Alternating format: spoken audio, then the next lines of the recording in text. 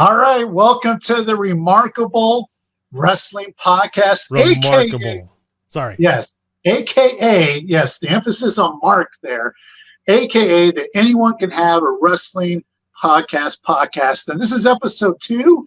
And everybody knows who I am. All the morons and idiots and sexless geeks out there know who Boom Boom Brandon Oliver is. And Josh, last week we had some audio difficulties. Can people hear Josh? Can they hear us? Can you hear me? Can you hear me? Major Tom. We're looking in the comments, so please make sure you comment. Also, for the first time, from what I understand from my producer, Josh, is that we're going to take phone calls. Yes. Is that accurate? Yes, very accurate. All right, so we're going to take phone calls, too, at 210-416-7835. Yep. I can put the number up on the screen if you want. Oh, yes, put the number up there. So, yeah, we are taking calls as well as reading your comments here on Facebook. And so let's get to it. It's 9 o'clock. It's a little later than we planned. Usually it's 7 o'clock, but tonight we're doing 9 because what the hell? Yeah. So let's jump into some of the topics because, Josh, we were talking about it before. We were talking about what are we going to do for episode 2 of the podcast. And as it turns out, because we were like, what are we going to talk about? What are we going to say? What are we going to do? And then all hell broke loose, wrestling-wise over the past couple of days. It's what you call irony. Yeah, very much so. Last week we thought was a crazy week with Ronda Rousey, basically talking trash to the fans and about wrestling fans, and then a lot of other things. But, now this week has been just unbelievable. But I would be remiss, Josh. I would be remiss because, obviously right now,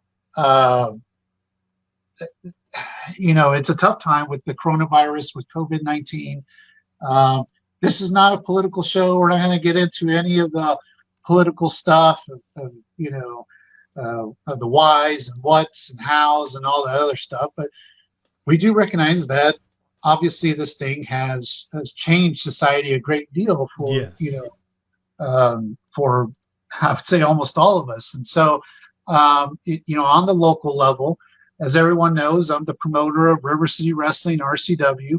And we were actually going to have an event this Saturday at the Grand Event Center.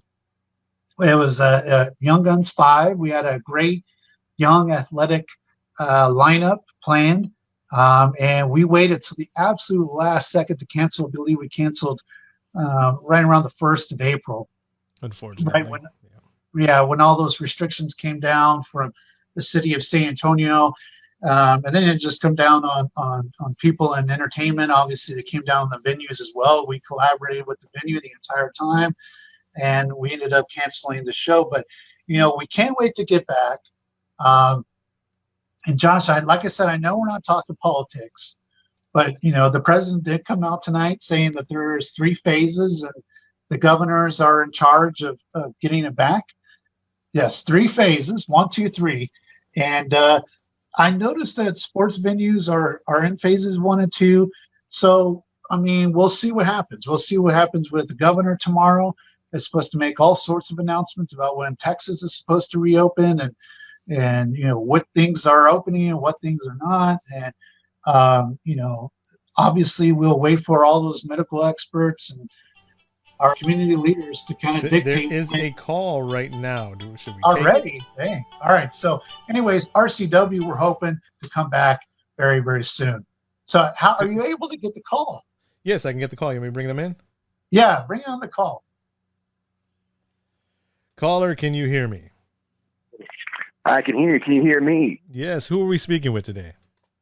This is Dan from ESPN San Antonio. What's up, Brandon Oliver? What's up, Josh? Hey, how you doing, Dan? Dan from San Antonio, ESPN San Antonio, Down for the Count podcast, another great wrestling podcast out there. And they're on ESPN SA. And, they're doing some awesome stuff. We've been able to collaborate a little bit too. But, Dan, thank you very much for calling in. I appreciate it. You're welcome. I just got a quick question for you two. The idea that Vince McMahon was able to convince Florida that wrestling is an essential business, is this the biggest work that Vince McMahon has ever pulled off in the entire history of wrestling? Well, that covers a lot of ground. Actually, in our rundown, we had WWE as essential next. I want to touch base obviously about RCW, but I I mean, where do you start, right? I mean, the thing about it is like I was saying at the top of it, obviously COVID-19 is changing so many of the things that are going on in society and the way businesses are being run. There's so many people out of work, and so many places closing down. And so, as a business, you kind of have to, look at it and say, how are we going to continue to run? So obviously WWE got with their brain trust. We will get into that in a little bit, Brandon, because like you said, kind of what you were saying, you can't have a wrestling podcast without talking about some kind of politics. Touche, Josh, touche. I mean, wrestling and politics, I mean, they really do go hand in hand, whether it's, politics in terms of, actual governance and people, elected positions, or politics in the backstage and politics amongst the wrestling network and community. So, yeah, it does go hand in hand. Obviously, a lot of people are pointing at, Linda McMahon. She's the head of a $18 million. That's all I'm going to say. Linda McMahon, obviously, she's the head of a Trump super PAC, and she used those dollars out of the super PAC to give to the Florida governor earlier this week. And I mean, business and politics, man, they just go hand in hand. And even though that wasn't necessarily out of the pocket of WWE or Vince per se, but they're using those Trump super PAC dollars to to direct it at the Florida governor. So, I mean, obviously not the what's the word you could say? Obviously, maybe not the most ethical, or maybe not the most unshady, but business is business at the end of the day. And for the WWE, they have to fulfill those live dates as part of their contract, and with a live event stream, no longer being a factor and things like that, obviously they're going to have to concern themselves with the network dollars. So I'm not saying it's right, not saying it's wrong. Is it shady? You can see my head bobbing. Imagine that college course, Wrestling Ethics 101. Right. I mean, in the entirety of professional wrestling, ethics and, even though guys are like, I never screwed anybody, or I never did this and that. And I mean, the thing about wrestling, I mean, before Vince McMahon and before all this, I mean, there's always been some sort of shady deals or shady, I lost Dan, by the way. Oh, you lost Dan? I think he just wanted to give his question in the. Oh, okay. Well, I hope you still listen. So yeah, I mean, the thing about it is also too, like I was reading the actual thing for the governor stating sports entertainment with a national audience but no attendance. So obviously he's aiming it right at WWE. I mean, they have actually a global audience, with nobody in attendance. And obviously WWE is a machine. They're not an indie in terms of their, medical precautions. I mean, they have standards that blow any of us local promoters out. That doesn't mean that they're 100% safe or anything, but obviously, I mean, you even see their regular shows when they change the canvas out like 5 or 6 times in a given Raw. I know that they were saying that they're going to, in terms of sanitize the ropes and the turnbuckles and, the change out the canvas and all that other stuff. And I'm sure that, the thing about it is you see WWE, you see money, and everybody knows that. So, they're liable for anything that happens. So if something happens at these live broadcasts, Raw, I know that they were saying that they're going to get sick, or a camera guy comes in and gets sick or something. Technically, WWE could be responsible if they didn't have the right precautions in place. So they would also be looking at that too, as far as a legal standpoint. Like, what would their liabilities be? What would their, obviously what would enhance the likelihood of them being sued? So, I mean, is WWE essential? I mean, the thing about it is, obviously it's a classification, so they could do the live events. I see a lot of people as far saying, well, wrestling's not essential.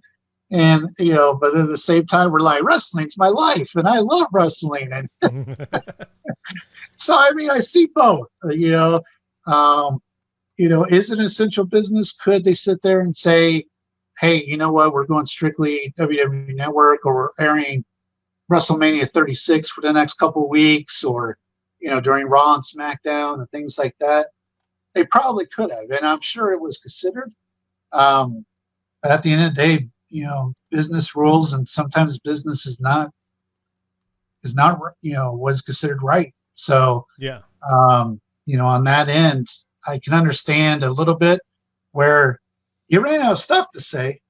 He only talked for like a minute, but so I mean, I can understand all sides. I can understand where the complaints are coming that it shouldn't be essential, that they shouldn't be running these live events, that they shouldn't be doing this. And I can understand on the business side of it, in terms of no one was really given a blueprint at the very beginning of this thing, or a guidebook, RCW included, and many other businesses, about what are the procedures here in this crisis, right? Yes. I mean, we were told, wash your hands, things like that, and 6 feet apart, and yada yada. So, they're really, every day there's something changing, and I could tell you that, in being in a completely separate industry from professional wrestling, that things are changing every single day. What you think is a good plan moving forward, you find out that there's accommodations, exceptions, and things that have to be made. So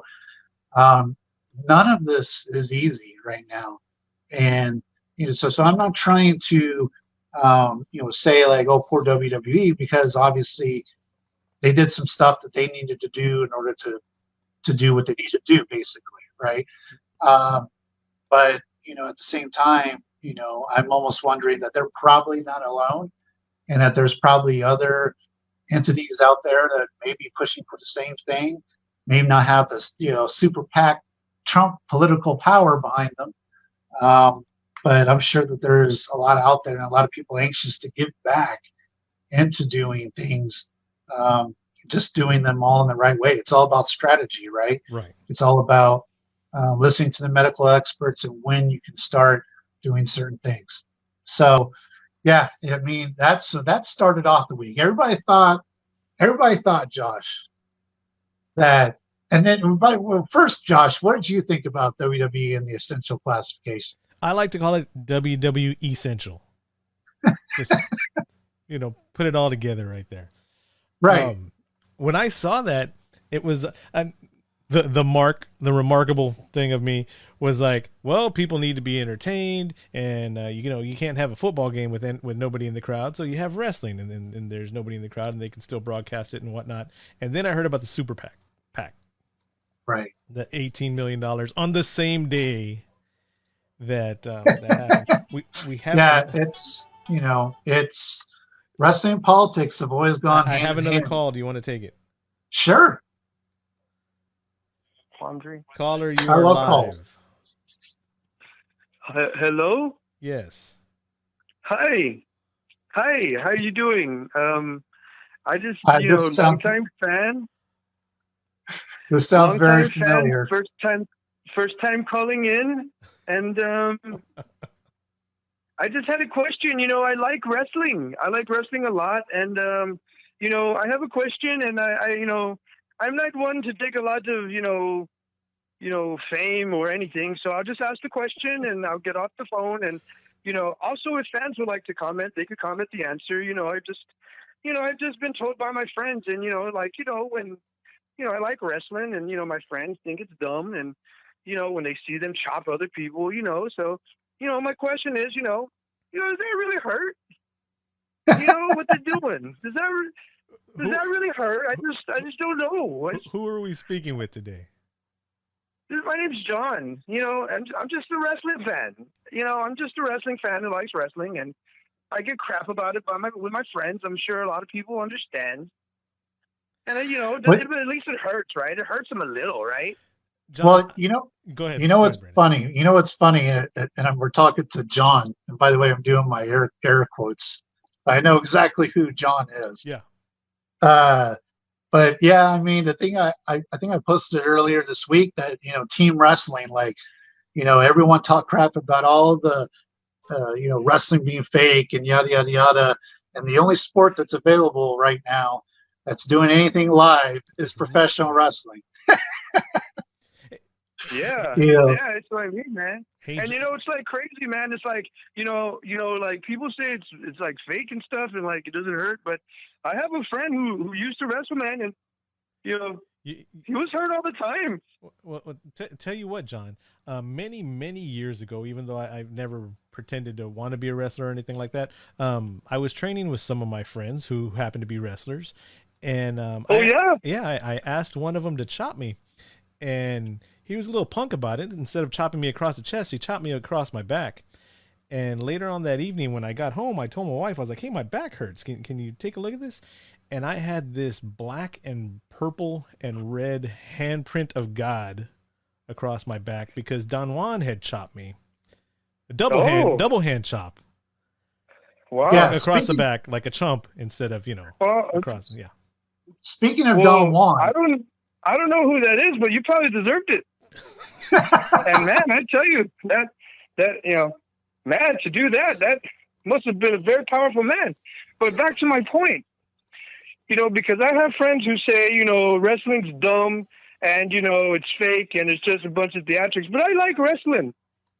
Good. I like watching it. I like AEW.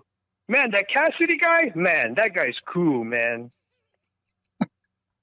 But I just don't know. Like maybe the fans can answer on the comments also. What do you do when your friends say, "Oh, it's stupid. Do you like wrestling?" Well, that is true. I would like to hear from the fans about that. Yeah. Because that's a good idea, John. Now they ain't got a choice. Now they got to watch wrestling. And now I get to tell them, you see, fuck you. Man, John with the venom. Well, hey, I have nobody to talk to about this. Hey, speaking of Don Juan, that brought up another memory of when Don Juan gave me a diamond cutter, and I was feeling that for about 2 or 3 weeks. So that Don Juan's a real character. He's dangerous. Well, I've been a wrestling fan for a while, and I might have heard him about once or twice, and he seems like a good guy. No, he's a real. But he seems like a good guy. No, he's a real son of a bitch. Yeah, well, I'm pretty sure he must have done something to deserve that. What is it called? The Diamond? I call it the RKO. Who? What? Oh, that's what I call it. The RKO. It was Randy Orton doing it. In the chat, hey Jeff and Tracy, how y'all doing out there? Mark says wow, and Eric says he agrees with those fans and just goes on with his day. When they say that wrestling sucks, he's like, oh, okay, yeah, and just ignores them and pretends they don't exist. Oh, well, that's a good way to do it. I get angry though. I'd be like, you're telling me I'm wasting my time? I go, you watch reality, you watch Jersey Shore. That stuff's faker than anything. Hey, speaking of Don Juan, there was a fan that commented already that said they remember RCW and us from the Hope of Glory days. Oh, yeah. And those were some glory days for Don Juan, without a doubt. Oh, those were good times. Yeah, I heard of the Hope of Glory. I heard those were fantastic times. I heard those were great. Travis says, to quote the great Paul Heyman, wrestling is an art form. I don't worry about those who don't get it. I worry about satisfying those who do. That is awesome. There you go. Yeah. That, what can I tell all my friends? I can't say, hey, everybody's going to be a great artist at wrestling. Some people are going to suck. You're going to see some people's artistry in the ring, and it's going to be crap. But that's okay, because everybody's trying, and at least they're learning, and at least they're having the guts to put themselves out there in front of a crowd that probably doesn't even like the way they look. You know, another thing about Don Juan. I know a bunch of things about Don Juan. The other thing about Don Juan, man, let me tell you, best unsigned Texas wrestler probably ever. I'll go on record. I think you might. Well, I think you might be talking about Andy Dalton there. He's good, but he's no Don Juan. Well, I don't know there. Don Juan had a lot of faults. Looking back, I can see why he never got signed. He was a little pudgy all the time. He liked those chicken wings too much, and those god dang Red Bulls. Gallons of Red Bulls. Wait a second, John. I thought you didn't know who Don Juan is. Yeah. No, but I've heard the stories. I've heard the stories. I've been a follower. I've been watching RCW since I was itty bitty, and since Brandon, you were $150. I've got a very interesting story of when I went to the Dallas area, Dallas-Fort Worth area. And good old DFW. Yeah, the DFW area. And my buddy Joey was there, and my buddy Don Juan was there. Don Juan's a really good friend of mine. Well, we got a lot of stories about this guy today. I was just wondering if wrestling hurts. I'm just wondering if everything hurts. Yeah, it hurts. It's very painful. So might as well finish the story. I don't know. Never heard of it. No. We won't get that far into it. I think we should let you go though, John, so we can get back onto our list of what we were going to talk about. Thanks for calling in. John, you're very entertaining. But so it does hurt. Very painful. Is what you're saying? Yes. And I tell my friends, okay, yeah, I agree, it sucks, but I'm gonna watch it all the time. John, that's what you want me to say? That's horrible advice. Can I get better advice in the comments, guys? All right. Well, I thought the Paul Heyman thing was good. Yeah. Keep what Travis Flooded said was great. But yeah, keep an eye out on the chat and see what anybody gives you some information there. Okay, I'm gonna do that. All right, John out. Thanks, guys. First time caller. Thanks, John. Oh man, that John. There's something about him that's kind of familiar. I think we. He was entertaining as hell. Yeah. But anyway, so getting back to it, so we talked about the Essential. Let's talk about the other thing that completely blew up over the past, 24, 48 hours or so. After being classified as essential, then came the cuts. And normally there's cuts around this time of year anyway for WWE. Obviously, they put out a statement that saying that this is being done due to COVID and obviously having to do some cutbacks and, to do it, obviously to be cut, to be furloughed, it's a shitty situation, all the way around.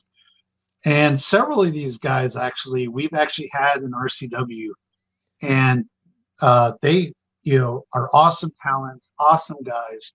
Anytime you hear someone losing a job, it's never a good thing. And, we definitely hope that they'll get back on their feet. But Josh, do you want to go over, do you have the list that you can go over? I've got the pictures right here. I can read the list real quick. Yeah, go over the list because I'm using my screens to run this right here. Okay, so we had Drake Maverick, who to us is Rockstar Spud, former RCW champion. Yep, Kurt Hawkins and Zack Ryder, Heath Slater, Luke Gallows, Carl Anderson, Rusev, No Way Jose, Sarah Logan, Mike Kanellis, Maria Kanellis, Aiden English, EC3, Leo Rush, Eric Young, Primo and Epico, Eric Rowan.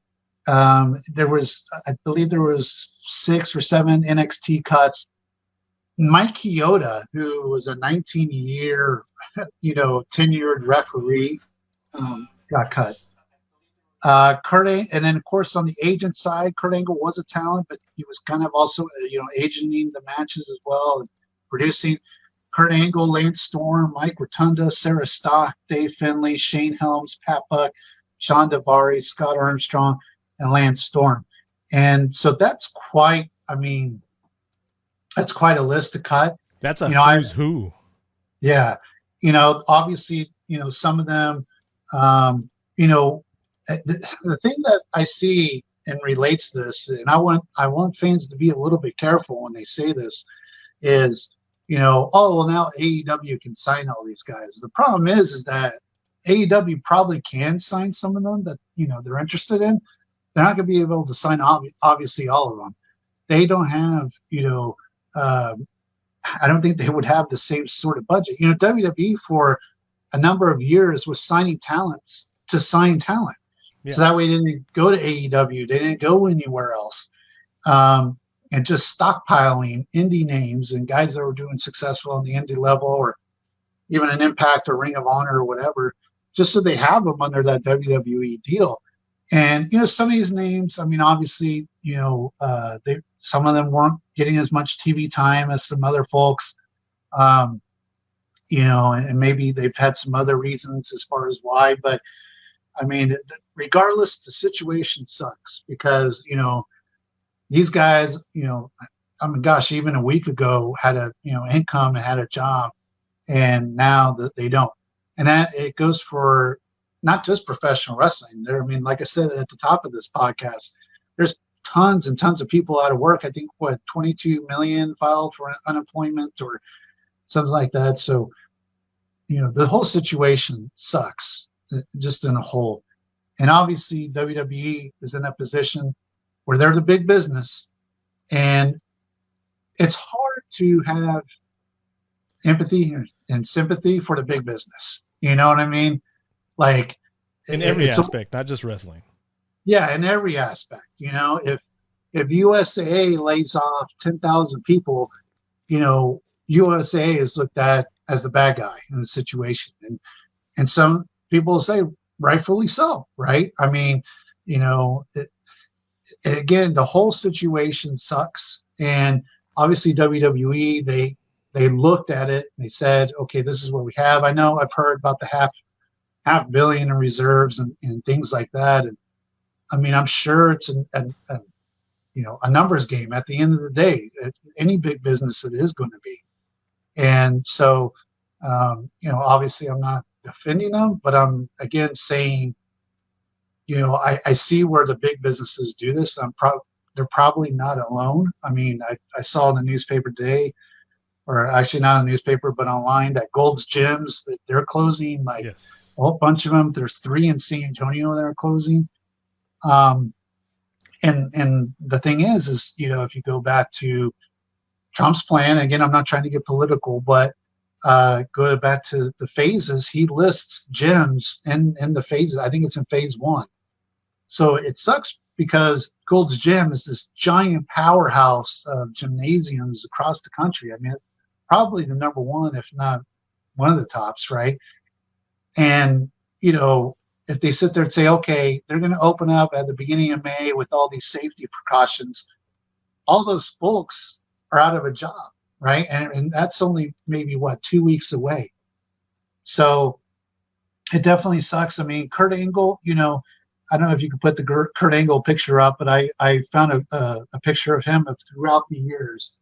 Oh, and the guy's had an awesome career. And there's no doubt in my mind, Josh, that at one point, Kurt Angle was the very best in professional wrestling. Without a doubt. Yeah, there was no doubt in my mind that, and in minds of a lot of fans, that Kurt Angle was the man that, he was like the new Ric Flair, basically. Or the new, Steamboat or what have you, where they could just do it all. And Kurt Angle could do it all. He brought a terrific wrestling background, amateur wrestling background in the Olympics, brought it into wrestling. He was an animal, and obviously age and injuries and things like that catch up to a man. And obviously when he came back, it was to do the Hall of Fame and, and to get him some, some love and some matches. But I mean, obviously, he wasn't on the same level that he was back in those days, because he was supernatural back in those days. I don't think, I mean, you put up, everybody talks about the Mount Rushmore and stuff like that. I think in terms of his ability and his showmanship and everything, Kurt Angle is easily up there. And that's why I say, like, he's like the Ric Flair for that particular time period. So we got a question in the chat. Do you think that when the sports arenas open back up and ticket sales pick up again, will they hire some people back, or will they just invest in new talent? That's a good question. It really depends on the company that you're dealing with. I mean, the thing about the ticket sales is this, and even on an independent level, I think I saw the main man from GCWA also in here too. The thing about ticket sales and the thing about people coming off of COVID and this whole crisis is you're going to have a certain segment of society, whether you agree with it or not, that are going to be cautious and going to sit there and say, well, I would go out to a public event, but, I don't, I'm still scared. I'm still worried. I still have these concerns. Right. So I think in the long run of things that, I think, obviously, hopefully things will get back to normal, but I think in the interim, like the short term coming off of this, I think, sports agencies and media companies and wrestling companies, even on the independent level, it's going to be a little scary, because there is going to be that trepidation, particularly the first, show back or two. There's going to be some trepidation on the talent's part, on the staff's part, on the fans' part. Yeah. So, I'm not expecting everybody to flood the gates and come running back to a wrestling show. Obviously, the focus will be on getting those, sales, getting those ticket buyers back in, but also showing that it's okay to come to a wrestling show. It's okay to come out to an RCW event or WWE event or GCWA or whatever the case may be. So, there is going to be that lag right there, Josh. I've got two things to say that are remarkable. One of them being, the question was asked, if AEW will pick anybody up. I see them picking up Gallows and I forgot his name already. Carl Anderson and Gallows. I see, just for the Bullet Club type thing going on. That was one thing. And playing devil's advocate for another thing, taking into consideration at one point in my life, I owning my own company where I had to lay off a couple of people. I only had 3 employees. But with the cuts that are made, how many jobs were saved? How many people didn't lose their jobs because, and like I said, I'm just playing devil's advocate here. Right. And that's when I talk about big business or any business, small business is the same way. They're never going to be looked at as the, very frequently as the heroes or the good guys of the situation. And so, yeah, I mean, you do have to evaluate, okay, so if a company does have money stockpiled, we're not privileged to see how much it costs to run one WWE event. And again, I'm not defending it. I'm just saying, what it costs to rent the arena, what it costs to, do all the staffing that goes into it, all the production that goes into it, all the marketing and promotion that goes into it. And then you got to pay out, your payroll, right? Your wrestlers, even if they're under contract. And by the way, a lot of, contracts, we haven't quite heard, like, if WWE is going to sit there and say, okay, we're going to extend a month or two into this, even though we just cut them. Or, a lot of these contracts have what's called a downside guarantee. And, they have to match that. So, the state of contracts have changed, especially at that level, right? They're getting lawyers involved and getting people involved. It's no longer hey, you wrestle for me, I'm going to pay you X.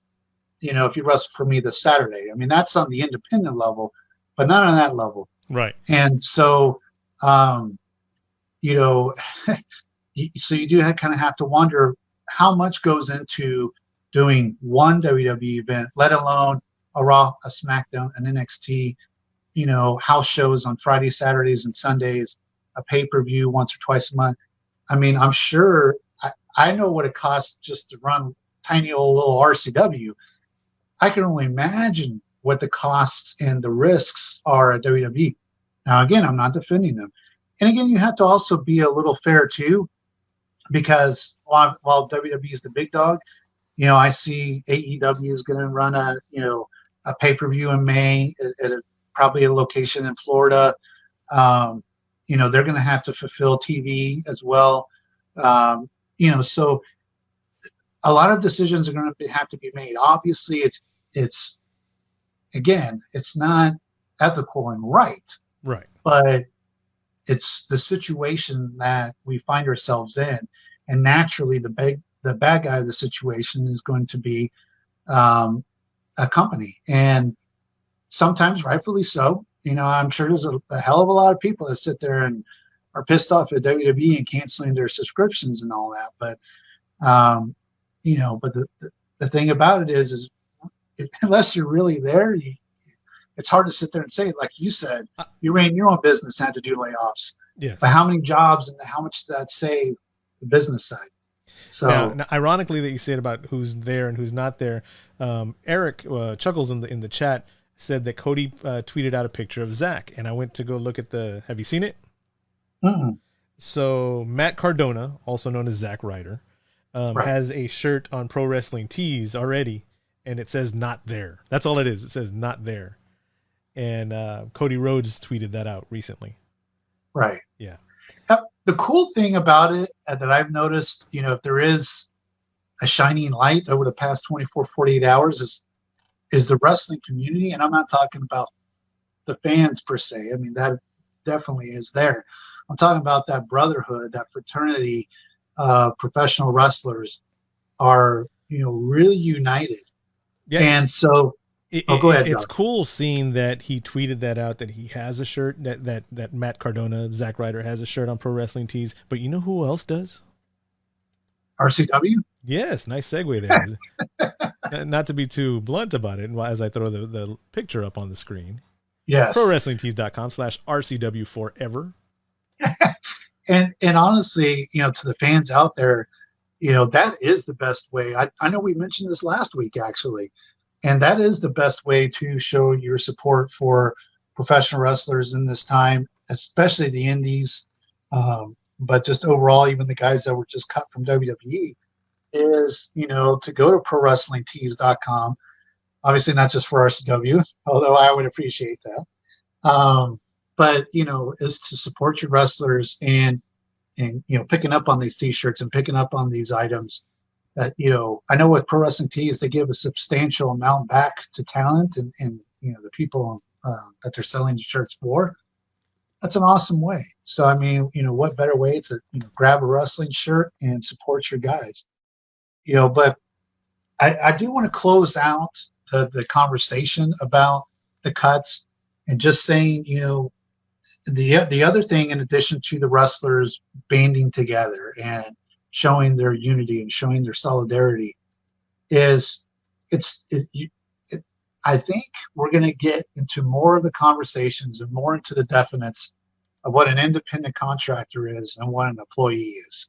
Yes. And you can hire an independent contractor, and as long as what's in the contract, as long as unless there's some outs, right? A buyout, or I paid you a deposit, or I paid you up to this and I could cut the contract, right? That's just the status and the nature of being it's a hard business, not just for wrestling, but anyone that's an independent contractor.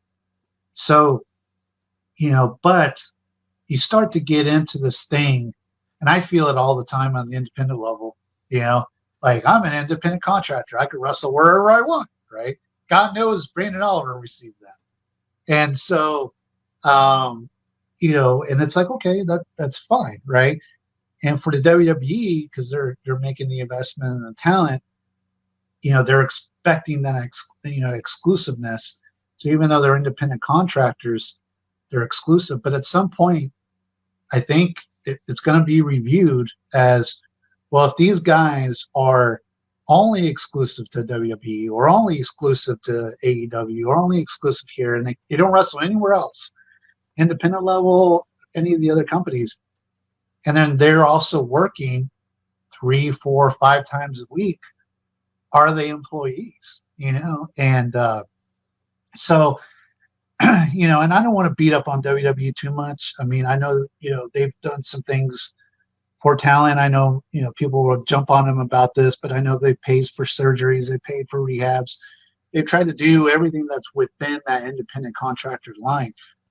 But I think now more than ever, I think you're going to start to see that conversation come up more about whether they're truly employees. Should they unionize? Should there, be some sort of regulation? I know I've pushed for regulation just in the state of Texas in regards to professional wrestling. And, at some point you have to sit there and say, this is cool that you had the Wild Wild West and these shades of gray, and it's good for, when you need it, right? When you throw out that, well, I'm not going to be exclusive to you because I'm an independent contractor. So eventually I think it's going to have to be starting to be narrowed as far as what each person's role is, and legally speaking, what do they have to do for each other, and I think it's eventually going to come down to that. It's sorely needed.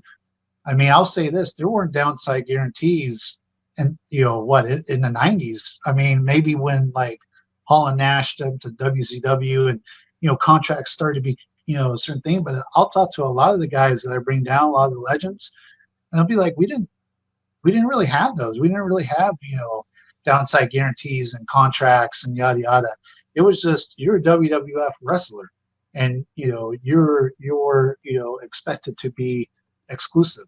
So I think that conversation is going to be coming up really, really soon. I think the first wave is now shock, that so many of these talented and great guys and girls are out of a job just like that. And what a shitty situation that is. I think once that cools down, the conversation will be, all right, let's talk about what are the responsibilities for the employee or the contractor, and narrowing that down, and what are the responsibilities of the business owner, and narrowing that down. And I think that's been a conversation that's been needed to happen for a long, long, long time. And like I said before, just on the Texas level, I really believe wrestling should be regulated in Texas. And I get heat for that all the time, but the thing about it is we make the joke of that anyone can have a wrestling podcast. That comes from, well, anyone can run a wrestling promotion in the state of Texas. And, what I'm afraid of in Texas without any sort of regulation is that the shit's going to hit the fan. There's going to be some sort of massive, God forbid, massive, tragedy or disaster at an independent wrestling show here in Texas. And then people will start saying, well, why wasn't wrestling regulated? And, I believe in common sense reform in terms of that. Like, there are some common sense things I think every promotion should have and should offer in terms of safety and running an operation. But, there's nothing in the state of Texas. And so that, because of that, and this is a whole other subject for a whole other show. Like 5 other podcasts all together, 5 other episodes. You get what are called splitter wrestling promotions, where, a guy finds a money guy and runs a show, or, oh, well, I didn't get booked in the main event, or I disagree with this promoter or this booker, so I'm going to open my own wrestling promotion. And it just gets so watered down that, like I said, I'm truly afraid, and I'm going on record on this, I'm truly afraid that there will be some sort of massive disaster or incident that will take place at a Texas independent wrestling show. And because of that, because there was no regulation whatsoever, it's going to completely turn independent wrestling promotions around in Texas. And independent wrestling is doing really well here in Texas right now. It really is. It's going to suck when something like that happens. And then, we're going to sit there and say, well, why wasn't, where's the regulation? Well, there is none. Well, it's the wild, wild west, and anything can happen, and anything probably will happen. And I really fear that. So I get heat for that all the time. I know there's a lot of independent wrestling people here in Texas that disagree with me and will never want any sort of regulation. But I mean, look what's going on right now with COVID, and take this opportunity to sit there and reflect. While we're not running shows or nobody's doing anything, they're staying home. Take this opportunity to reflect and say, what could we be doing better? Yes. We're doing some great stuff. Everybody's doing some great stuff here in Texas wrestling. What can we do better? We're not perfect. So what can we do better? And I honestly believe that the next step, and I've been pushing for this, I freely admit it, is regulation here in Texas. Anyways, that's my soapbox. And that's what I didn't want to. I turned into a fat old Daniel Bryan right there because I was just like, yes. So one of the questions I'm getting, Josh, real quick, or I saw in the comments. That's where I was trying to get to right now. All right, you take it away. Well, no, go with yours. That's okay. All right, so one of the ones I see is, is there some talent, that was released by WWE that RCW will go after? Hell yeah. I would love to bring back Rockstar Spud. He won the RCW championship out in Nashville, Tennessee over Jeff Jarrett. And then he was supposed to come to RCW here in San Antonio to defend it. And it was kind of like it was going to be an exchange type of thing. Then he got signed, and I mean, hey, that's awesome for him, right? That's kind of like in the last podcast when we were talking about how the Hardys were just about to be here. Right. Yeah. And out of everybody, reaction, and like some of them were fun, interesting or slightly humorous and making light of the situation. Like Shane Helms was like, I shouldn't have picked up that phone. But Drake Maverick, Rockstar Spud to us, I mean, his video was just upsetting. I mean, because I could see just in the time that I spent with him, he embodies the guy that sits there and says that he's passionate about wrestling and wrestling is his life and this is his dream job. There's so many people out there that like wrestling and love wrestling, but then there's some that give every ounce. And for Rockstar Spud, who isn't a 6'4", 250-pound dude, for him to get to those levels of impact and to WWE is awesome. And he worked his ass off for that. And it came across on that video. I mean, I was touched by it. Yes. And, that guy I would love to bring down. EC3 I would love to bring back. Luke Gallows is a former RCW Tag Team Champion. We'd love to bring him back in. We've had Davari before. And then there, of course, there are the no-brainers, right? The Kurt Angles. We also had Eric Young many years ago. We had Eric Young, yes, very good. And that's another one that I would love to bring back. But yeah, I mean, you got your super, ones like Kurt Angle would be awesome. Heath Slater, I think, would be fantastic to He's bring got kids. Yeah, he's got kids. So we got to bring him into RCW. So yeah, there's a lot of guys. Obviously it just depends on. Chris in the chat said this podcast is showing ruthless aggression! Exclamation! Ruthless exclamation! Exclamation! I don't want to do the voice right now because Vince has a lot of heat on. But so those are some guys that I would love to. Anyone else there in the comment world? Do you want me to put the phone back up? Yeah, put the phone number back. The phone number is back up. So we're taking phone calls too. Do you see that other one, Josh? If arenas stay closed, why not produce more content? That was from Charles. He said, if arenas stay closed, why not produce more content like the Boneyard match, Firefly Funhouse match, almost a Street Fighter Mortal Kombat vibe? So you got to listen to episode 1 yes. of the ReMARKable wrestling podcast because we go all in, no pun intended, on the cinematic matches. I love them, and I think they're the next evolution of professional wrestling. I think wrestling goes in cycles, and there's always a new trend, right? It's just like any other business. And I think cinematic matches, while not necessarily a brand new thing or exclusive to that WrestleMania by any means, but I think, yeah, you should be able to see more of those.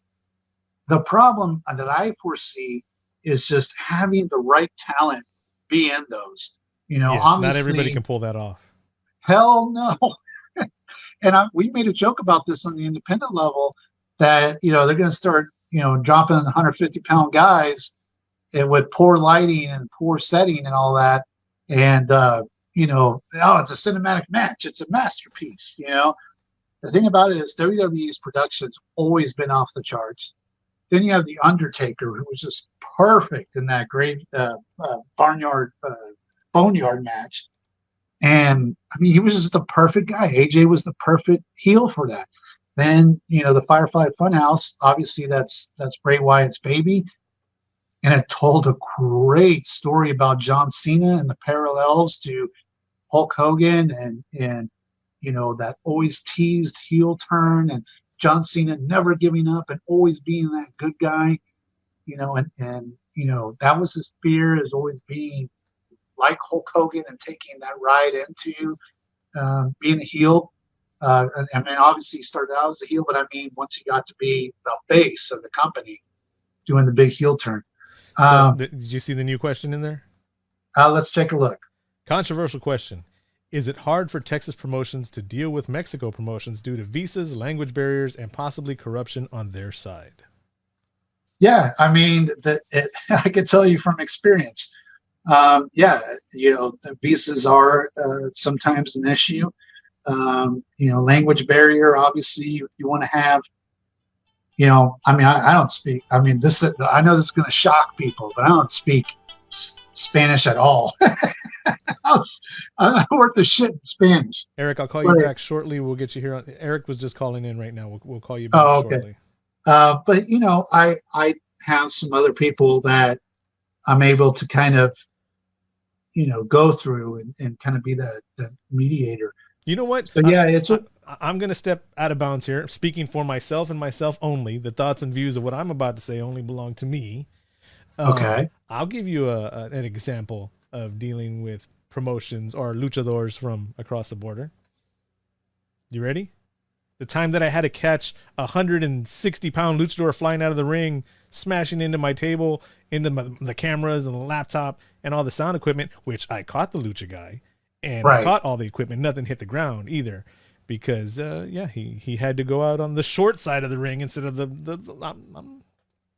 not that I'm bitter or anything. Yeah. But yeah, Chris, that's a really good question, and absolutely. Going back to Spud, Rockstar Spud, one of the reasons why we had to delay after he won the RCW championship, he was supposed to come in. I think. Do you have the flyer there, Josh? I think May 12th. May 12th. Yeah, he was supposed to come in and wrestle Jeff Jarrett, and he had some issues with his visa. He's from England, and had some issues. We had to push that back, and that was where we actually had to have EC3. We had EC3 fill in, and that was the first time we ever brought in EC3. So and then Spud got those issues resolved, and signed with WWE. But yeah, I mean, that's another great point. Going back to the visas and language barrier, although there's no language barrier with Spud for me and Spud. He just speaks the Queen's English. That's all. So yeah, and I mean, I would love to bring in EC3. I mean, he released a video where he had his head more shaved down, and he's trying to be a lot more serious and a lot less comical. I mean, EC3 could be a dynamite player if he goes back to Impact or ROH or AEW. I mean, he's phenomenal. So hopefully making some chicken salad out of chicken shit, basically, turning some lemons into lemonade and all those other cliches, right? Yes. Where you're taking a bad situation or a bad experience and making it a positive. So, and for a lot of these guys, they're so talented and they're so committed to their craft that, this is a bump in the road, a shitty bump in the road, but a bump in the road, and then it will lead to the next chapter of their careers. And for some of them, I actually see it maybe working out better in some situations. All right, so are we getting Eric back on? Yeah, I'm going to do that right now. So don't be afraid to call in or leave comments. We do have 2 other topics that I want to talk about before we close out, but see if Eric wants to call back in. Well, I'm dialing the number back. Eric, you're on the ReMARKable Wrestling Podcast with Boom Boom Brandon Oliver and me, Josh. It's great to be on here. This is a second-time listener, first-time caller. Hello, Mr. Boom, and hello, Mr. Josh. My question is for Mr. Boom himself. Would there ever be a time, especially nowadays, of doing any live stream wrestling in the future, or soon, or tomorrow, or now? Live stream so we've kicked that idea around. Let me say this real quick. Before anybody national said they were going to do it, right? Before anybody, any indie anywhere said publicly they were going to do it, you and I had already talked about doing that, and we were talking about who we were going to get, and there was an issue on my side with some equipment. That was the only thing that stopped us. And then when all that cleared up, then everybody started going without audiences, and then we got on a bigger lockdown here in San Antonio and all that. But I mean, I've got the texts and the Facebook messages and all that with the timestamps and the dates. I mean, other people may have thought of it before we did, but nobody had said it publicly anywhere. Right. Yeah, we were on our way to doing that, and I kind of feel, and yes, there was an equipment issue, but I kind of feel too we pumped the brakes on because, and now you're seeing it with WWE being considered essential, because if we're doing live wrestling shows, we would fall. I mean, obviously on a much smaller scale, but we would fall in kind of the same category that WWE is doing with doing live events. Obviously, WrestleMania was all pre-taped.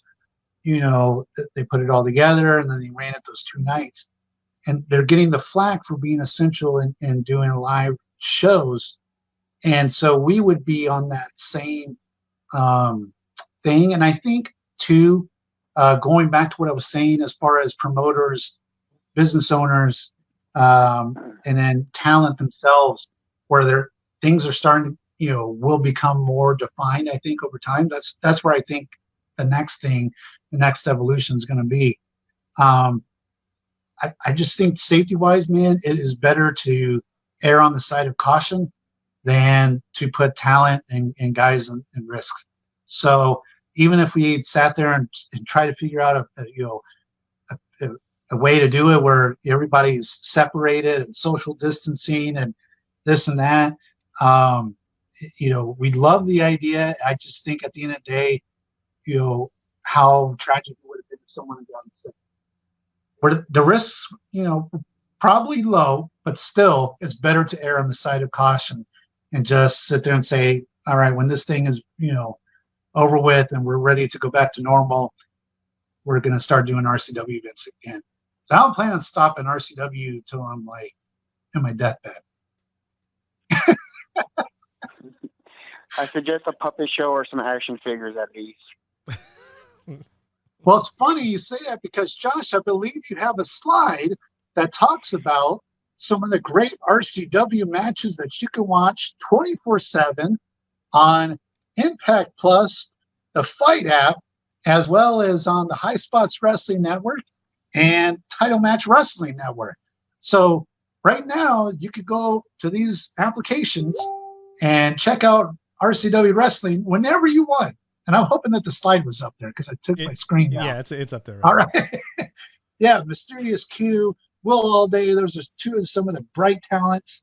Um, you know, so check us out. Impact Plus, High Spots Wrestling Network, Tile Match Network, also on the Fight app through Impact Plus. You could see some of the awesome RCW Classic events. Nice way to build that segue there, Eric. Thank you. Appreciate that. Oh boy, I can't wait. I'm getting it right now. Thanks, guys. Man, you did that with the whole thumbs up. Yeah, I actually did. But what's cool about the footage that we're uploading is not just, the contemporary and the young guns and stuff like that, but also, we're uploading a lot of old content with guys that, are now in the big time, AEW or WWE or what have you, that got their starts basically in RCW. So, for a lot of people, that's why I've been doing those guest this RCW wrestler thing, because we've had 18 years of running shows, and we've had guys that, on their way to success, RCW was a stop for them. It was a proving ground for them. So, there's a lot of footage out there, with Ray Rose, Sammy Guevara, Keith Lee, some of the guys that you're seeing on TV, and some of the, Lance Hoyt is now on AEW, and so on and so forth. And, Hernandez just got back into Impact Wrestling. So, there's a lot of great shows that you're seeing, that we're uploading. And that's also the benefit of independent wrestling, isn't it?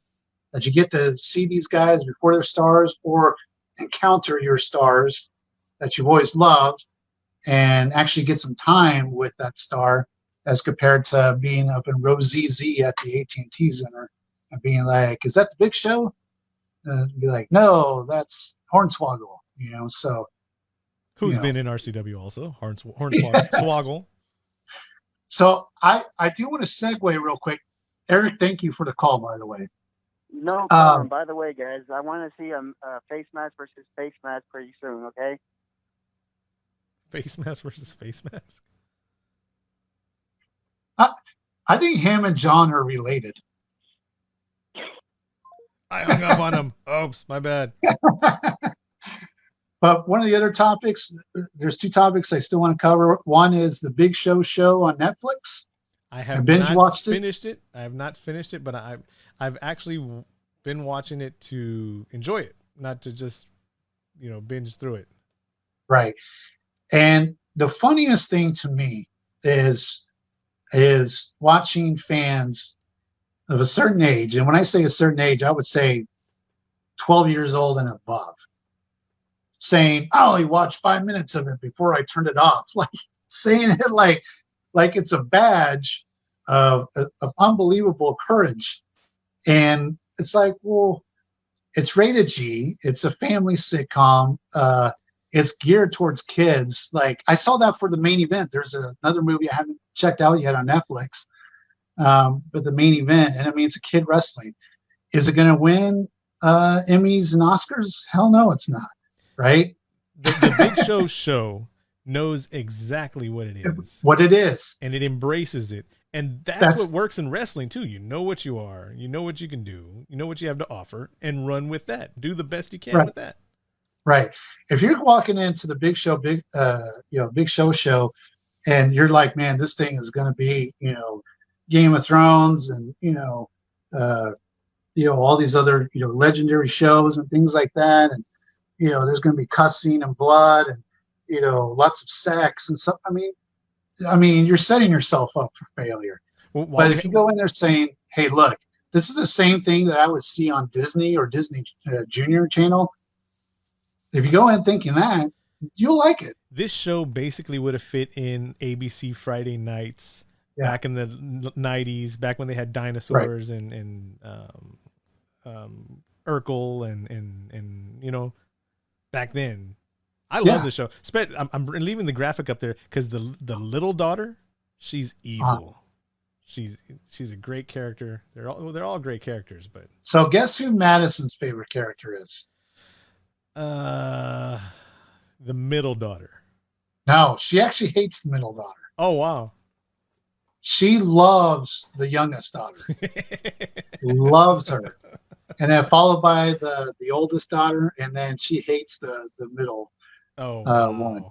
But yeah, I mean, that's what I'm saying. My daughter is 13 and was raised on Disney and all those things, and so I feel comfortable watching with her. That's what it's for. It's a family sitcom. It's not supposed to be Breaking Bad or anything. It's just supposed to sit there and say, we got this giant wrestler, he has a family, and here's some hijinks. I mean, it's pretty formulaic. But again, if you're walking in there saying, I'm just going to watch this just for entertainment because I'm stuck in my house because of COVID, you'll like it. If you're sitting there and expecting more out of it, you're not going to like it. People need to expand their entertainment palette. You can't just have steak and potatoes, and sometimes you need a chili dog. Sometimes you need a Frito pie. Man, now I'm thinking about wrestling shows. Yeah. So Charles Morales, he commented, any word on why WWE put these two pieces on Netflix and not just on network? I think because Netflix is, known as the binge watching viral application, right? There's always some, whether it's the damn Tiger King or, the one with Sandra Bullock and she has to wear the blindfold and stuff like that. Bird Box. So I think, they were kind of hoping for that sort of, the same type of thing, same type of word of mouth, and same type of, this is a Netflix show. It's another avenue for them as well, because to get something on Netflix and to sit there and say, we got our content onto Netflix, that's a feather in the cap. And so, WWE's one of their goals is, as many of you know, for a long time has been mainstream, is to be crossover, is to, have reality shows on the E! Network and, stuff like that. So if they get the opportunity to, expand the footprint, right? If they have an opportunity to expand the show on Netflix, they're going to do it. Man, I just got back into the chat right now. We missed a whole bunch of stuff in there. I know. I'm looking at it too. Any talent that you think won't get picked up by, it's hard to say.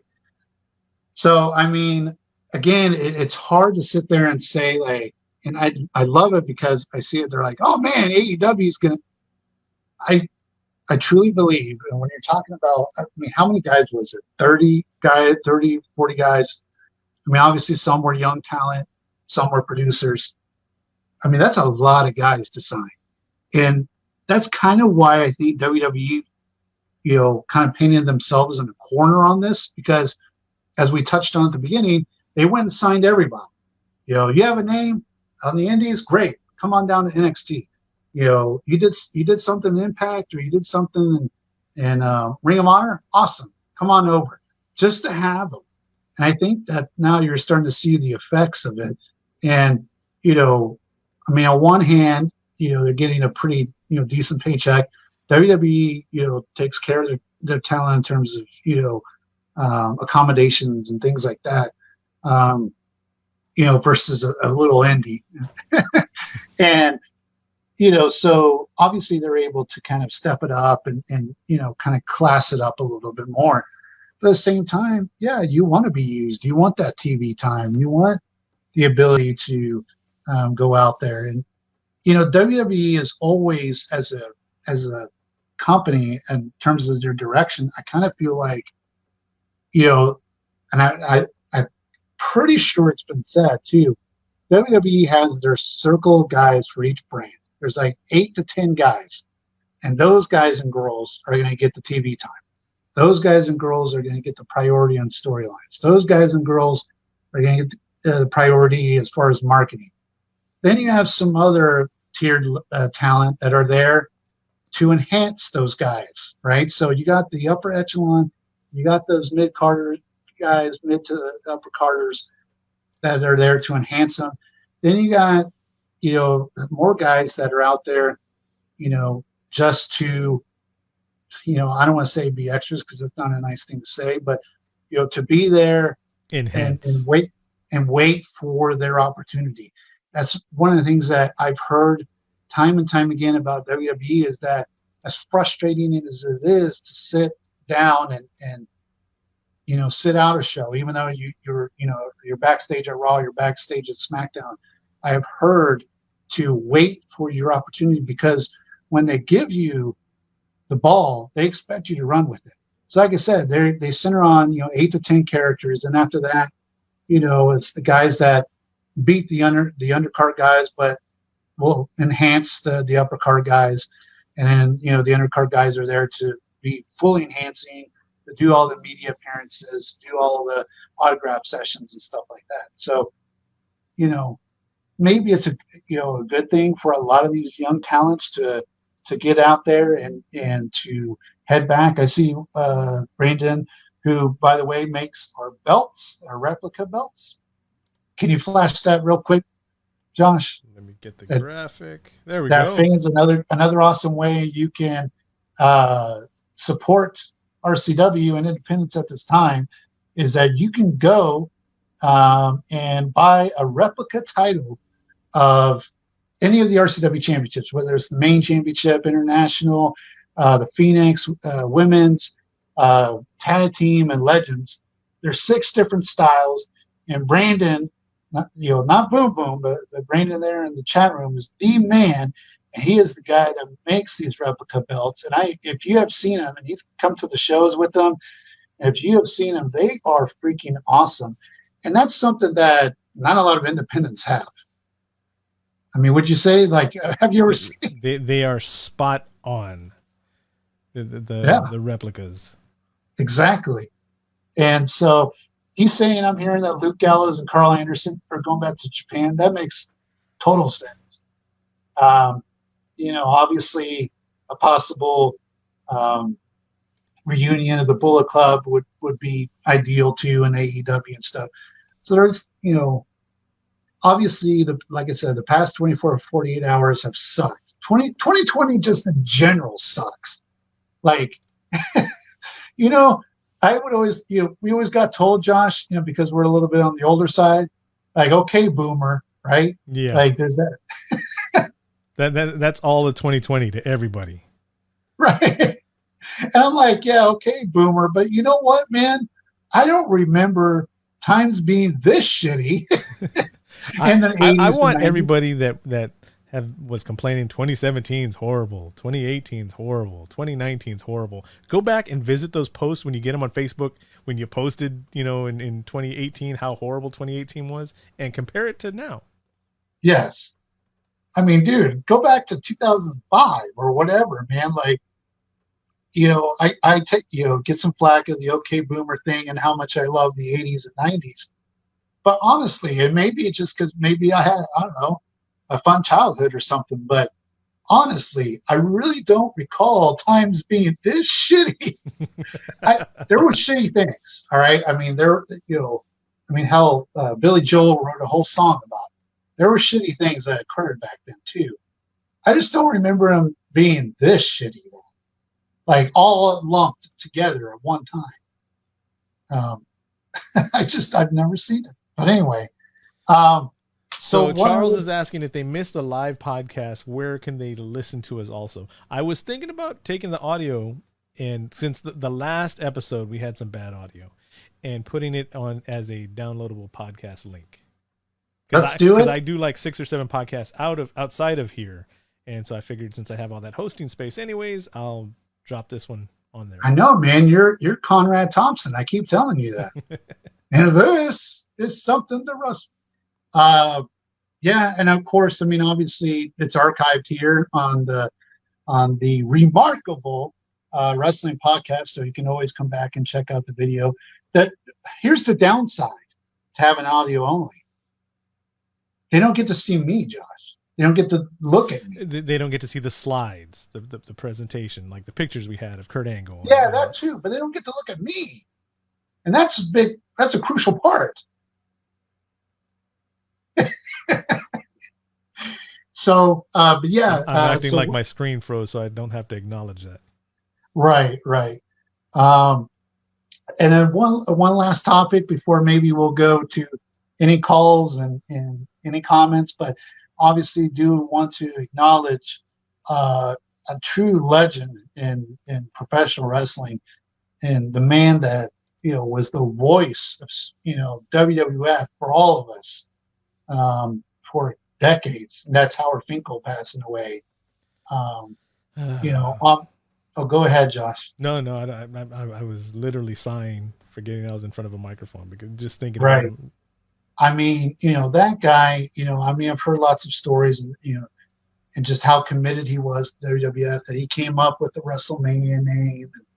And I mean, I have so many memories of the Madison Square Garden thing, the microphones being lifted or, dropped down. He just had such impeccable timing and such a great voice. I thought he was better than Michael Buffer. Yep. I thought he was the best ring announcer by far ever in the history of wrestling. And I remember, even sitting there saying, man, these other new ring announcers like Lillian Garcia and blah, blah, they had some big shoes to fill, because Howard Finkel was the man. I mean, at WrestleMania 3, when Steamboat won the Intercontinental title from Savage, and everybody's going crazy, and the new Intercontinental Champion, Ricky the Dragon.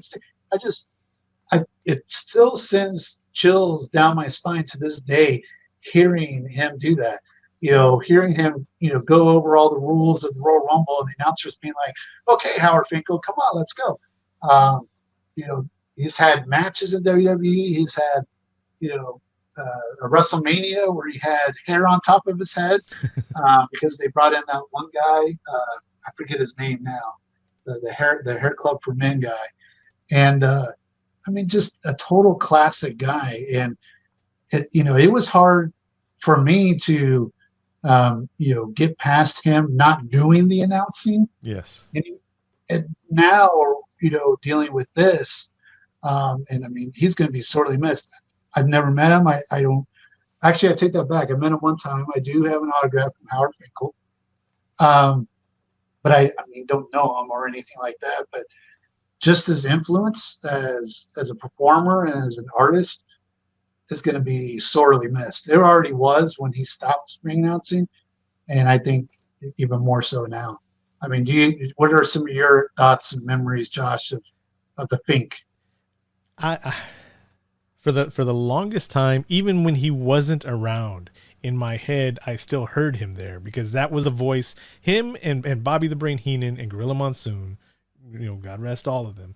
Those voices are what I heard in my head. Even playing video games where they didn't do any kind of commentary or anything like that, that's what translated into my imagination, into my wrestling experience, into the things that I do love and remember about wrestling.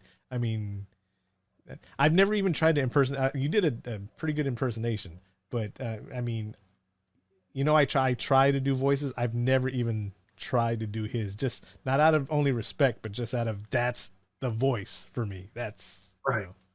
I mean, when I came into the wrestling business, some of my first jobs were being ring announcer. In fact, for several years at RCW, like at some of the Hope of Glory shows and things like that, I was also the ring announcer. And I could tell you without a doubt, that was the inspiration, man. And I know I'm nowhere even near his level, but that was the guy that, okay, I'm going to ring announce the show, or I'm going to ring announce the, RCW show. What source of inspiration do I take? Howard Finkel, man. Yes. And, and you're right. He taps into that part of your nostalgia and your brain that is just so thick and rich with that nostalgia and just good memories and positive memories. And, like I said, I think just as a performer, he's going to be just, Cy Sperling is the name of that guy. Thanks, Dan.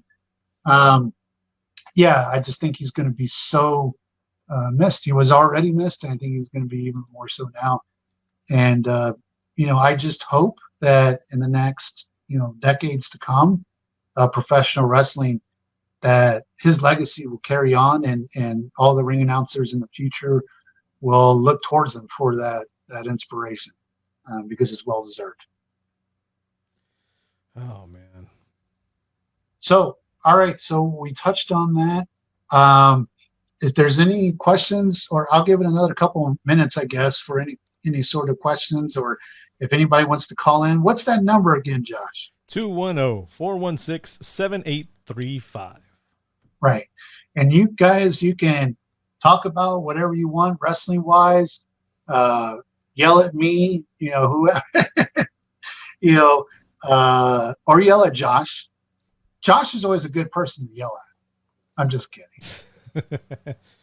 But speaking of which, yeah. I'm probably going to post some video from, I went out into the world today, and somebody decided to stand behind me like how people do in grocery store lines before all this happened, like a foot, maybe less, behind me.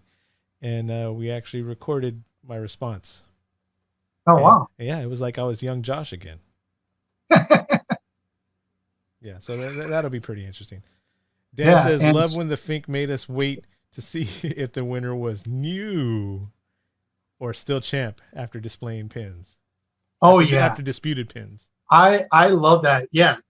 That's a great, way to end the match and have a final climax, is to have, well, what's the call? And Fink would go over there and be like, what, who won, who, what? And then, okay. And the new, I just, it just, like I said, it's just so rich with nostalgia. And that's why we're the ReMARKable Wrestling Podcast, because it's just so, perfect, and, he's going to be, sorely missed. Again, we are taking calls. We'll do this for a couple more minutes just to see if we get some. Look at that from Chris. Says you should scout out military talent backstage or in-ring. Plenty of in-shape and motivated wrestling fans getting out of the military here. So when RCW had a wrestling school, and by the way, I'll go on record, because I'll say, if you need to go to a wrestling school, you need to go to the Hybrid School of Wrestling. And I will never, ever run a wrestling school again. But when we did have a wrestling school, some of you may remember this talent, Ryan Ocean. He was service. He was in the service. He was an airman, actually. I think he was in the Air Force. And so while he was, active in the military, he was active in the Air Force. He was going to wrestling school and wrestling. And so there are quite a few guys that I know of that have been in the military and then made that transition to wrestling. Obviously we don't want to interfere or have any sort of issues with them, getting in trouble or anything like that, for, why weren't you at yes, at training today? Well, I was at, the wrestling school. Obviously we don't want to, cause any sort of conflicts there. So he says, hybrid is 5 minutes for me. Maybe it's a sign, but so are my bad knees. Here's the thing, man. I think hybrid is doing a thing right now where, they're doing some sort of contest and, that would help for tuition or something along those lines. Half of the tuition. Right. So here's the thing. You'll never quite know unless you try it. And I know, right now, hybrid has students all over the place in terms of age, experience, size. They have a 64-year-old student. Right. So, you'll never know unless you go in there. And honestly, Chris Marvel's really easy to work with. I think if you come in and say, hey, these are my limitations, or these are my, downsides, or, things I have to, make up for, it can be done. I can't sit there and guarantee anything, but, it's worth a try at least. And they're saying, okay, I'm going to try it out for a month or two, see how it goes. And, who knows? I just wanted to point out real quick to Sal in the chat room. He wanted to know how we felt about the WWEssentials thing going on in Florida. We talked about it at the beginning of the podcast. Right. And after we end this here, it'll take a few minutes for it to render, and then it'll be back online. We talked about it a bunch. So if you want to hear our opinions about it, it's at the beginning of the podcast, which you can catch once Facebook puts it back up. Because we talked about it. A lot. Yeah, we did. We spent about 20 minutes on it. So I wonder why Lana was not released for Rusev. Good question. You could sit there and say, well, why wasn't Chelsea Green, released to go along with Zack Ryder? Those are things that, are never known, and you can only speculate on. Maybe it'll come out in the dirt sheets or something. I kind of have my theories that, maybe WWE saw something in Lana that they want to keep a little bit longer and put on TV. I don't even recall when I've seen Rusev on TV last. Do you want to hear because I still suspend disbelief and I still shut down the stuff that I know personally and all right, working with you for the past 18 years and all that. Sometimes I just enjoy wrestling for what it is, and I mark out, not just because this is the ReMARKable podcast or anything like that, but I let my imagination go. And right. you know what I was thinking about Rusev? What's that? This is like I said, this is me letting my brain go. What if they did we're paying him X amount of dollars. It's a big chunk right now. Just to make everybody else feel better, we'll talk to him. He's a team player. We're going to keep his wife here. We'll let him go. Let him get a big chunk of money from somewhere else while it's making us look okay because we're letting that guy go. And it's the same thing. My theory with Bret Hart.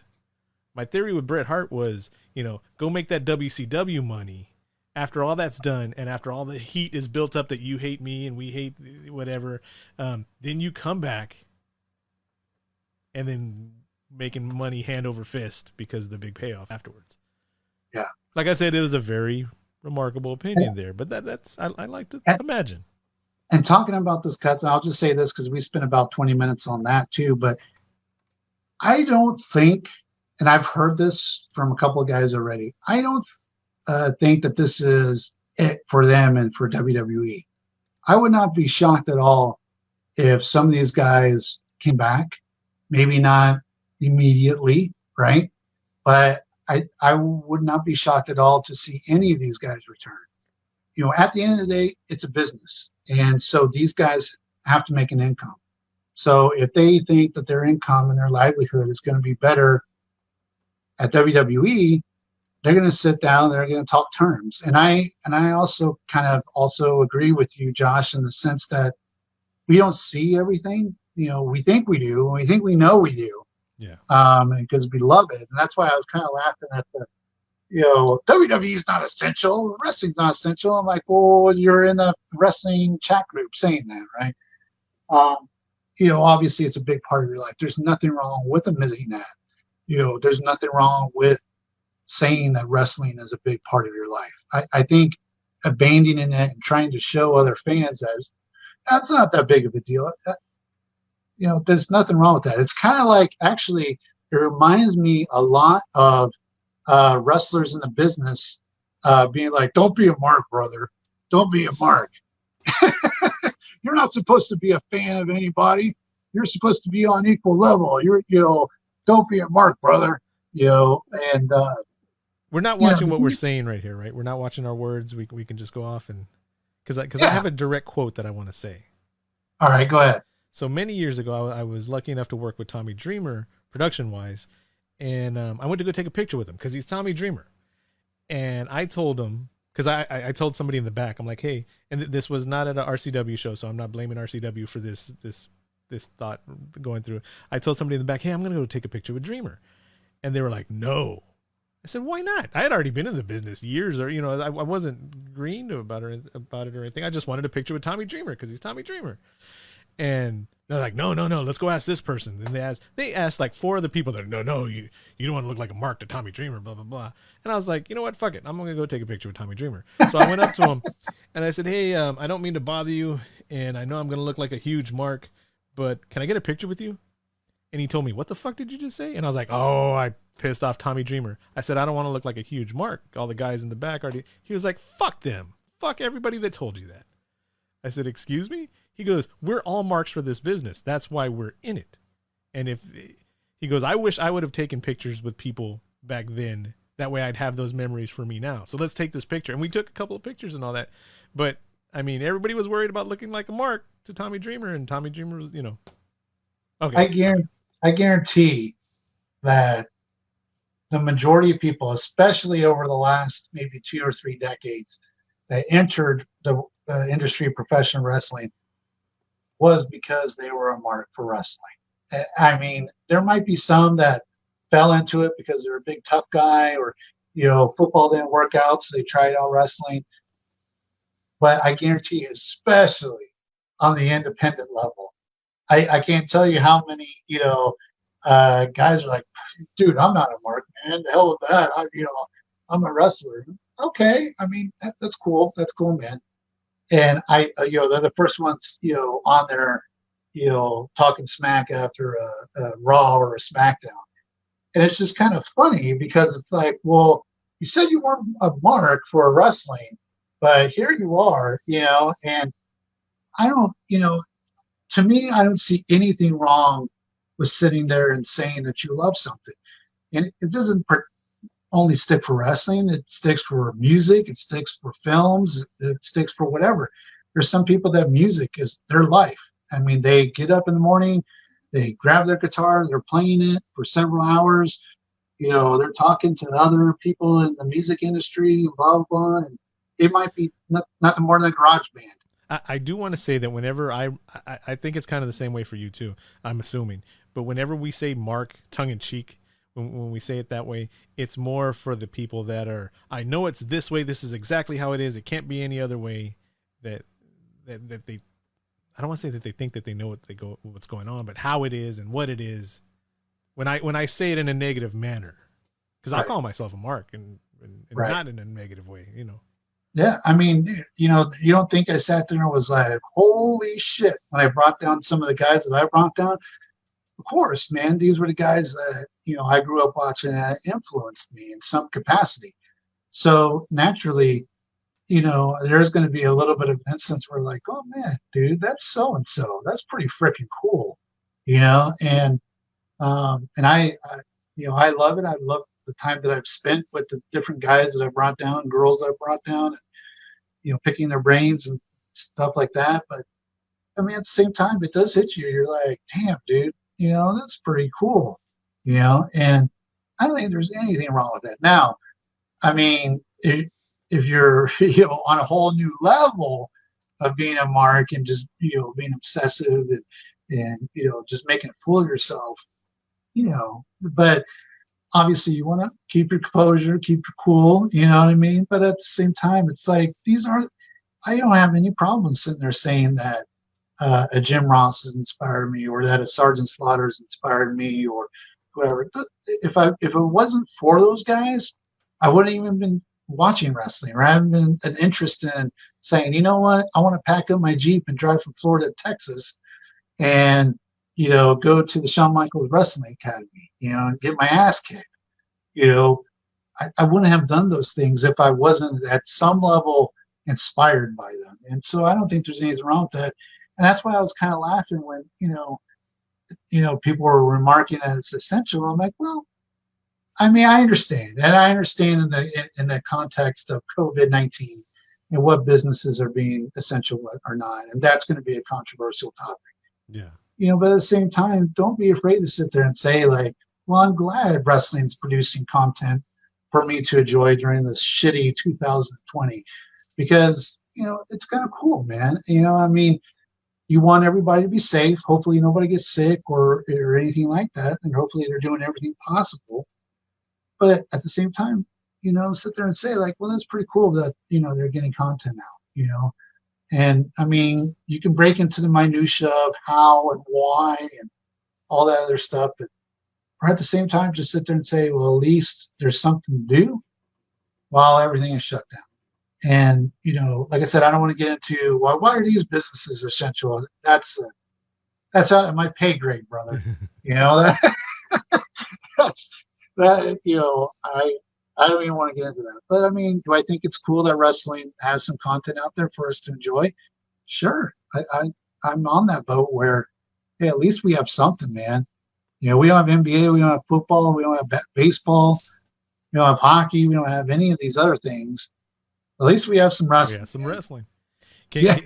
I have two. I'm not going to say both of them, but one's involving Jake the Snake and the other one's involving Hacksaw. Can I tell a Hacksaw story? But it's absolutely gonna, okay. One of the times that Hacksaw was down here, this is a mark out story for me, and it's a sad, happy story now because I love the story the story about it afterwards. I forgot which one of the shows that when Hacksaw was here.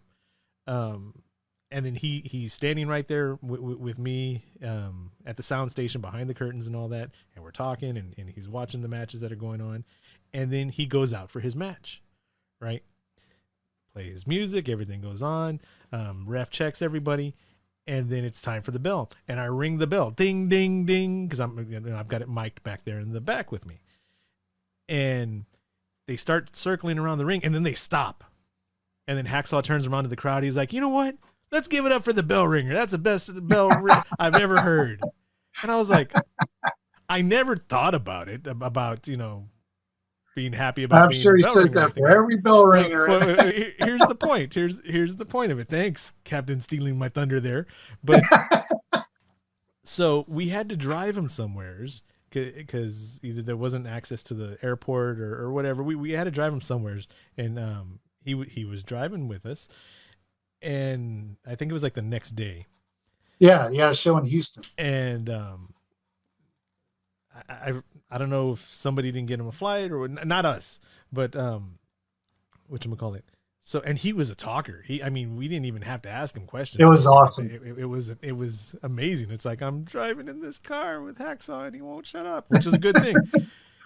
It was awesome. And then he talks about how he always likes to make the people around, feel happy about this and feel happy about that. He's like, hell, I even say whenever somebody rings a bell, it's like the best bell ringer ever. And then he kind of looks at me and he was like, oh, you rang the bell, right? And I said, yep. And he goes, oh, well, you did do it better than anybody else. I love Hacksaw. I love that guy. So, that's my Hacksaw story. It's a good one. A lot of the guys that we brought down. Have a good one, Chris. What's that?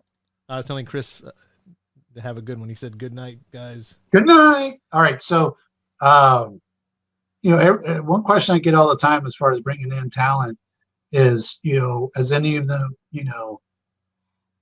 been jerks or anything like that? And honestly, I don't really have any horror stories as far as me bringing in the talent and that, for an RCW event. I can't really think of any of them, at least over the last few years anyway. I can't really think. Every one of them has been great to work with, and you're right. Like I've been able to spend a lot of time with them when they come in, and just shutting up and listening to them, and then even if some of them tell you the same story, but they you've already heard the story, like, yeah, you told me this the last time you came down here, but you know what, man, I shut the hell up and I just let that guy finish his story. I'm like, damn, that's awesome. I've got a story that, and I won't say the person's name. We were sitting there with Ivan Putski. And this person, Ivan Putski's telling us these stories. And he says, well, I was inducted into the Hall of Fame or WrestleMania, something like that. He gave a date. It happened on December 15th. And the person to my left tells him, no, it was December 13th.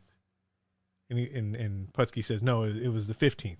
And this person to my left, I won't say his name, kept on arguing with him. No, it was the 13th. It was the 13th. And I had to smack him. And I told him, if a legend tells you it was the 15th, just shut up and admit that accept that it was the 15th already. That's right. A lot of people need, I always see, that's the big difference. Now we're talking about being a mark in wrestling and not being a mark, being inside wrestling. And I'm I'm not sitting there saying I'm this all-knowing vet that's done all this and that, but just being inside, and seeing their interactions with people and things like that. If you're on the inside, you're joining a fraternity, and that fraternity has rules and unwritten rules, and and a conduct that's unspoken, and so yeah, you definitely have to follow those rules. Yeah. And if not, then they will pretty quickly remind you of them. And so there is a code of conduct that isn't, like it said, you're not going to walk into wrestling and be like, here's your code of conduct. And here's, I want you to read it page by page like you would at a normal job. Here's our business of ethics. It's just, there's all these little unwritten rules and things like that you kind of have to figure out and on your own. And this person you're referring to has actually done a pretty decent good job of making a career out of what he wanted to make a career out of. Yes. And is doing pretty well. And that was his introduction was, hey man, this guy's made. Ivan Putski is a made man. All right. Let's talk mafia, esque type stuff. This guy's a made guy. So even though you may or may not be right on what you're saying back to him, but just shut the hell up because he's the made guy. And, and that's, that doesn't mean not stand up for yourself. That's a completely different story. But, in regards to that, that's when they start saying, okay, man, this is a mark that was led into the business, and, but yeah, the guy learned from it and now he's having a pretty decent career. Without a doubt. Yes. Yeah. And so, real quick, I like playing devil's advocate and I like sticking people with certain things. Whatchamacallit? Okay, I'm going to say this. It's one thing you were talking about. Did somebody ask a question about dealing with stars or anything like that? Is that why we were on this topic? It's just a question I get all the time. Okay.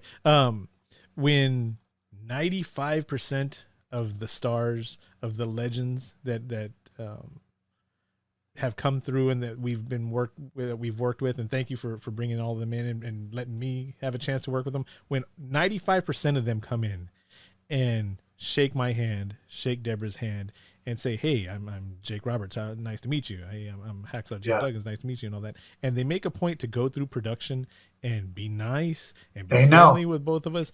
And then there's an indie guy that I've never seen before comes in and he superstars us.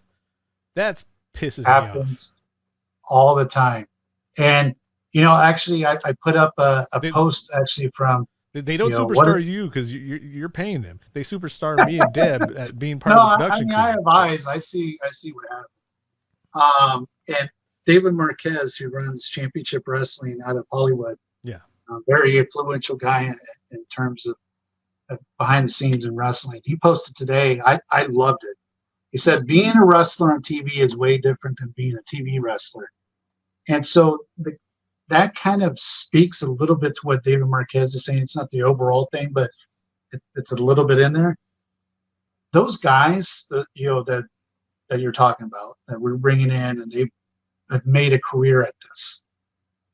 They know that TV guys and the photographers and the ring announcers or whoever, those are guys that help them look good. So if they, and there are some assholes that have, I've heard stories about too, blah, blah. But the guys that truly know, and I've talked to a lot of these guys, and they all say the same thing. They at least go up to the production guys and those types of individuals and say, "Hey, I'm so-and-so." You know what I mean? Because they know that guy's working his ass off, probably for little to no pay. And, and he knows that this guy, he's not going to be best friends with them or anything like that, but he knows he sits there and says hello to that guy. That guy helps him make him look good. He also knows that the reputation goes a long way. So if he's an asshole to somebody, guess what? That guy's going to go out on Facebook and Twitter and all that and say, this guy was a real asshole to me, Yeah. And then he's got to deal with that. So they know. And so, yeah, you're right in the sense that a lot of the young talent and independents, just total walk right by everybody I've even had it as a promoter. I've actually noticed it over the past few years where, and I look, again, as a fraternity, I totally understand the value of cliques and being friends and having that brotherhood. But even I've seen it, and I'm the guy paying you. And and even I'm kind of like, I don't really understand why, that is.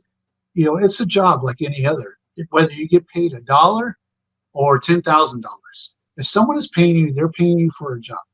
And, if you sat there and if you accepted that booking, you sat there and said, hey, you know what? This is what the promoter's offer is. I'm going to accept that offer. I'm going to come over there and work.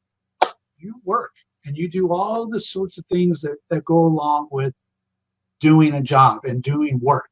And that promoter meets that promise that they had. Yeah, exactly. If there's no issues or whatever, the promoter pays what was expected. He, did everything that was a part of the deal or whatever. There's no issues in terms of the promoter to the talent. Then the talent really should sit there and say, this is like a job, and it really should. I mean, the boss that pays you at your they call them a shoot job. The boss that pays you at your job is expecting a certain level of respect, right? Maybe not his ass kissed, but a certain level of respect and recognition. And if you go in there and you're like, hey, boss, go screw yourself or whatever, or, you have a bad, piss poor attitude to your boss, what do you think the guy that's doing the paycheck to you is thinking? Yeah. He's not thinking, oh, man, thank God I have that worker. They're thinking, well, damn, as soon as I can replace that guy, I'm gonna. And I've had that thought so many times, especially on the independent level, where a guy has, gotten on my bad side, where I feel are some errors and haven't corrected those errors. And then I'm just kind of like looking like, man, the second I can replace that guy, I'm probably going to. And that's my right as a promoter. That's my right as a business owner. And so if you're coming in there with a piss poor attitude and that, that I need you more than you need me, or it's that sort of thing. And, man, what's the point of booking you? What's the point of bringing you in if you're going to have that kind of shitty attitude? Yeah. Now, if you come in, you are professional and good, and, have a good attitude, you work hard, you did what was asked, then it's back on me, right? And then if my job as a promoter, if I didn't do my job as a promoter, then that's my error, and I need to recognize that. But, if I sit there and say everything that I promised you was promised, and we're doing ABC, and maybe you don't understand something cool, let's sit down and talk about it. But man, if I'm sitting there paying you and you have that kind of shitty attitude, I am thinking in my head, I really want to replace this guy. The second that I find a guy that can replace you, guess what? That guy's now my guy. Yeah. And I'm telling you right now, that's not just, that's Boo Boo Ran over in RCW. Cry. That's life, man. And I mean, that's everywhere. So are there any more questions? Dan had one. He said, Brandon, what things will you not ever do at RCW shows because of safety concerns? Let me jump at what I thought of when I first saw that, even though he's asking Brandon specifically. Okay. I was like, but you're there every show. I was like, an entire show was canceled due to safety reasons. That should have been happening this Sunday. Yeah.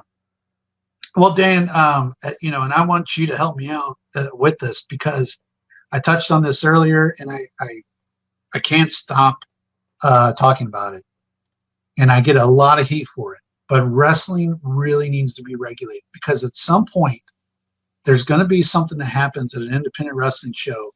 It's going to be tragic. It's going to be a disaster. It's going to be bad, and it's going to capture everybody's attention. Everybody like, well, where was the regulations on this? And then, they're going to be like, well, there isn't any. I mean, hell, man, I just got to get a ring, and I'm a promoter now. I watched Raw for 20 years. I know all the wrestling, and gosh, man, I know everything. And that's the state of independent wrestling here in Texas. Now, there are some promotions doing really good stuff. really are some, but I see it time and time again where a guy jumps in because they're buddies with this wrestler on Facebook or whatever, and because of deregulation, they can do whatever they want. The problem is that sooner or later something's going to happen. Yeah. And when that happens, God forbid, and I don't want it to happen, but I just know the way life is. People are going to sit there. Media is going to call out attention to it and stuff like that. Legitimate media, not just wrestling podcasts. Hey. They're going to they're going to jump all over it. Okay, you've seen what the media folks can do with COVID. Oh. When they have a nice juicy story, they are going to run with it. And what's going to happen is that independent wrestling is going to go through some tough times. I'd rather sit there and say, okay, here's some common sense regulation, nothing over the top, that just says A, B, C, D, just a checklist, right? And to where promoters and promotions have that sort of responsibility, because right now, I'm telling you, and I've seen it so many times, and I get heat for it all the time. Oh, there goes Brandon talking shit about so and so wrestling promotion. But I'm telling you, I've seen it, and and I've had my share of mistakes. So why not sit there and say, okay, so let's take some stuff that we've learned, some mistakes that we've made, and come up with some common sense regulation to where it keeps the safety in mind. I'll give one right off the top of my head. I've never been a deathmatch guy. Hardcore is okay to a point, depending on how you're doing it. Without naming names, naming incidents and stuff like that. I'm not a deathmatch guy.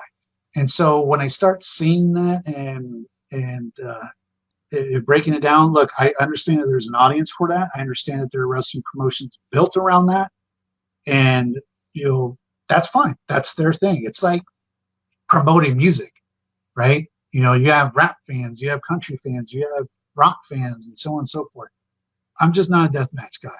And those are just liabilities that I just would not want to take on. And so because of that, I